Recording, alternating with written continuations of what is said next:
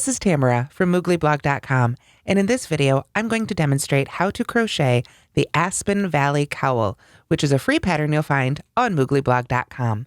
Please go to the link in the description for a link to the written pattern, as well as all the supplies you need, or you can Google mooglyblog.com Aspen Valley Cowl. To make this pattern, you'll need a USL 8mm hook. This one shown here is by Susan Bates. You'll also need one skein or 250 yards of Red Heart Super Saver brushed. This is a 4 worsted weight yarn, 100% acrylic. The finished size fits most teens and adults, and it's made in one piece. In addition to the hook and yarn, you will of course need your standard crochet supplies, scissors, a yarn needle, and a couple stitch markers. Let's take a look at the finished cowl first. The Aspen Valley Cowl is made in one piece from the bottom up, and the first section is made in turned rounds, which I'll be demonstrating here shortly, and then the top section where it kind of straightens out for a funnel or a turtleneck, that is made in a spiral. If I lay it out this way, you can see it laid out the same way it is in the schematic in the written pattern, which includes the dimensions, but you can see basically when we're working in those turned rounds or turned rounds, joined rows, however you want to call it, we are creating a decrease here that goes in. We start here at the bottom with our longest row and then decrease until we get to our neck width, and then we just work even in that spiral. So let's go ahead and get to work on our own Aspen Valley Cowl. So now you can take a closer look at Red Heart Super Saver brushed. It really has some great texture and fuzziness to it, but it's just as easy care as Red Heart Super Saver, and it feels wonderfully soft. So to begin this pattern, we want to leave a long tail because we're going to use it for just a little bit of seaming at the end. So you don't have to go crazy, just 6 to 10 inches or so, just a little bit extra there than you might normally leave.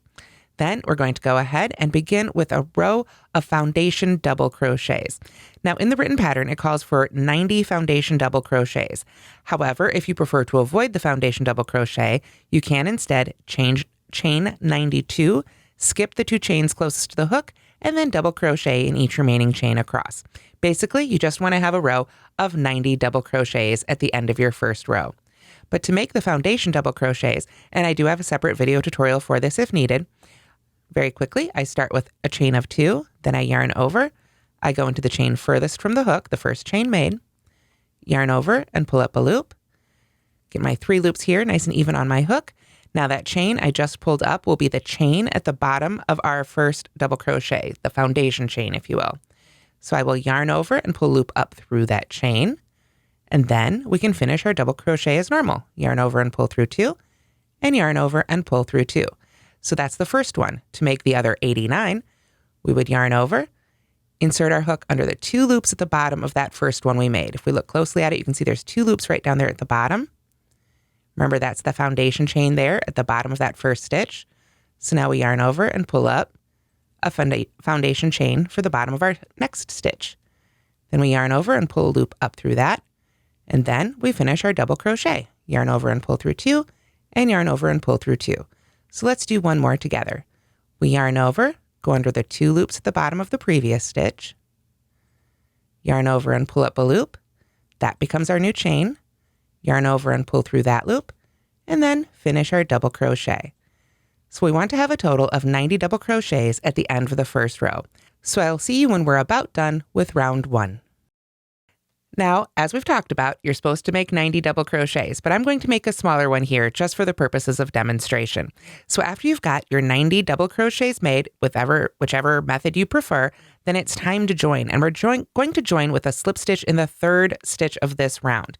So to do that, what we want to do is we want to bring the other side around as if we were going to just join in the round normally. We want to make sure to be careful that we don't twist it either direction. We want to make sure sort of lay it out as needed and bring that other side up just as if you were going to join in the round. But instead of joining to that first stitch, we're going to go ahead and join to the 3rd stitch in. So there's 1, 2, 3. And that right there is where we want to go ahead and slip stitch and join. But before we do that, I'm going to go ahead and put one of those stitch markers in this very last stitch. Because we're working in turned rounds, it can get a little bit confusing with slip stitches and the back and forth, and the more you can use these stitch markers to help you, the easier it will be. So let's bring that end around again and count in 1, 2, 3 stitches. So then we slip stitch to that 3rd stitch, like so. And then don't worry about this down here. We're going to use that tail end to take care of this later. So now we have slip stitched to the third stitch. Then to finish off this round, we slip stitch in the next 2 stitches. So there's 1 and 2. And then we turn to make round 2. So let's turn. And now we're ready to begin round 2. We're going to start with a double crochet in each stitch to the last stitch with a slip stitch in it. So what does that mean? We've turned, we marked that last stitch, so that makes it really easy to find it to go right back in there for the first stitch of this round. Now, when we make this stitch, looks like I need to pull up some more yarn there, but after we make this stitch, we do need to go ahead and put a stitch marker in it. It will just help us out a lot more as we continue through the pattern. So let me pull some more yarn up here for my skein. There we are. And then we simply double crochet all the way around. We can go ahead and take that stitch marker out of the way. It's done its job. And we're just going to double crochet in each stitch. Now, the even numbered rows for now are the wrong side rows, and the right side rows, or the rather should say the odd numbered rows are the right side rows, but it doesn't really matter if you flip it inside out, back and forth as you crochet, as you work in these turned rounds. However you want to hold it is best for you. However it works. Don't worry about that. We can, of course, flip it all right side out when you're all done. But basically, you'll just continue to double crochet in each stitch around until you get real close to the end there, and then we'll come back and take a look at that together. Okay, so I'm almost done with round 2, but I want to show you what this looks like. You can see right there is our first marked stitch of this round.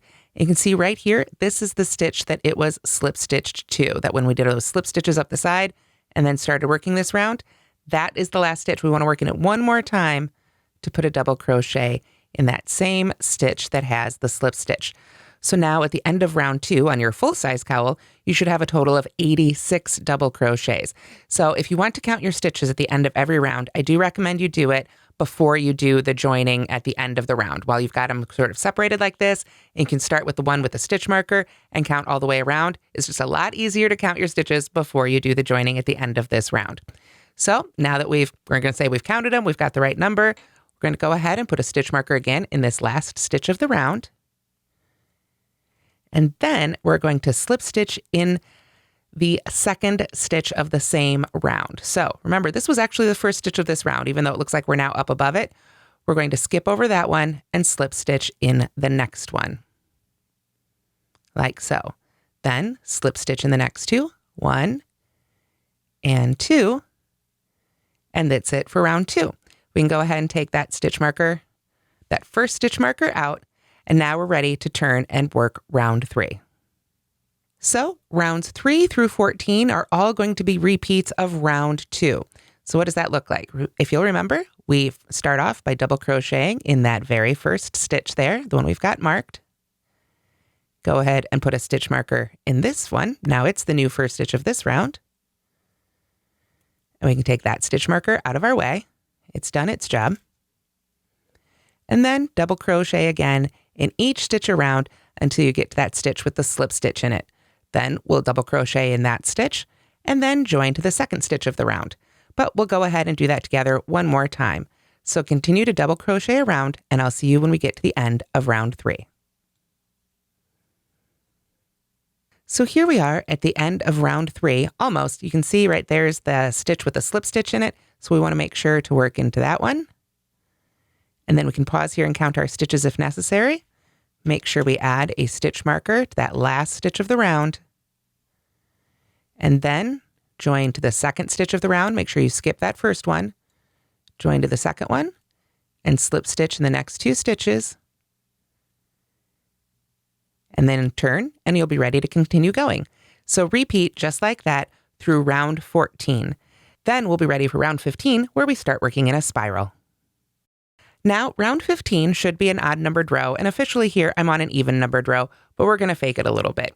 So for round 15, we just turn and double crochet in each stitch around, and we double crochet with this stitch with the slip stitch in it. However, we do not join or turn.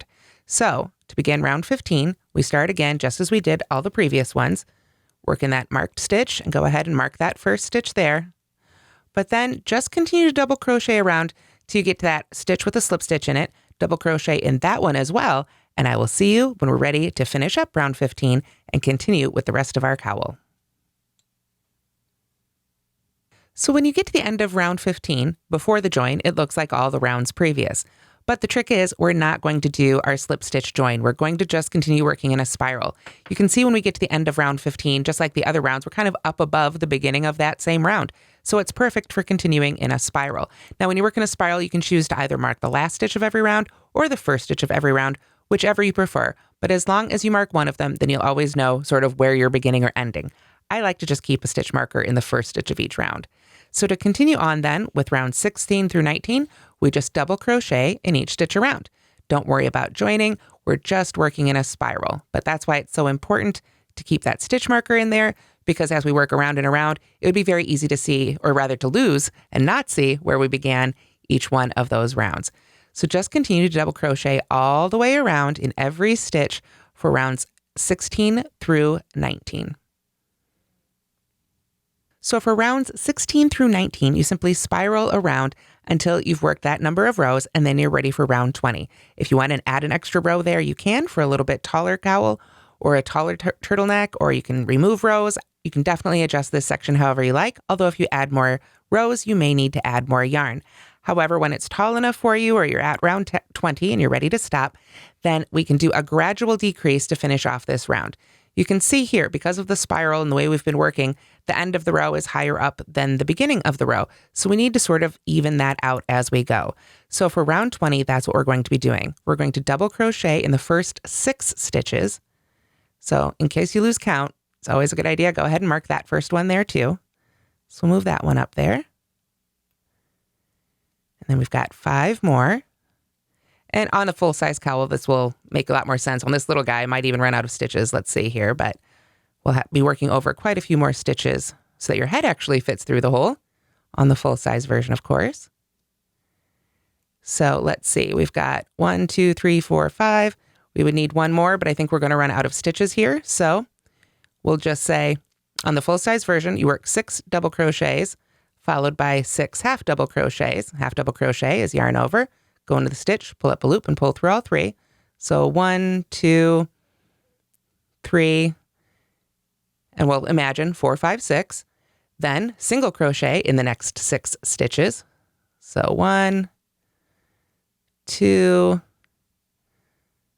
3.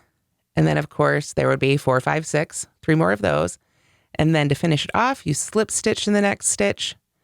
And then we break our yarn and do a seamless join.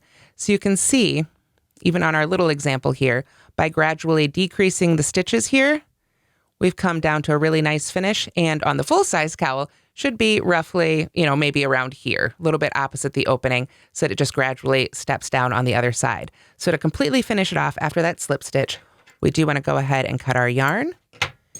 And then we can pull up on that loop with our hook so that we've got our end. And then we want to use a seamless join in the next stitch to really finish it off beautifully.